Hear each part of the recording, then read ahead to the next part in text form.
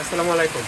অনেকে প্রশ্ন করেন কিভাবে গাছের রিপোর্টিং করবেন। এটা একটা পিচ কালারের একটা গাছ। এই গাছটাকে আমি ওই গাছটা টবে আমি সেট করবো। এই জন্য আমরা কী করবো, প্রথমে এই যে সহজ একটা সিস্টেম এইরকম করবেন, করার পর যাতে রুটটা নষ্ট না, আর অবশ্যই মিডিয়াটা যাতে শুকনা থাকে। শুকনা মিডিয়া যদি আপনি পট চেঞ্জ করেন গাছের কোনো ক্ষতি হবে না। তো এই যে গাছটা আমি এই জায়গায় সেট করে দিলাম। দেওয়ার পরে আমি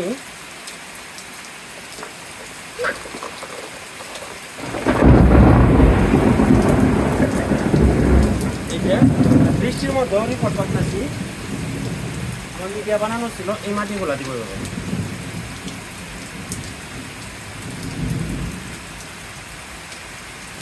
সবচেয়ে বেটার হয় এই যে আমি মাটি সাইজ করার জন্য এই যে এরকম আছে,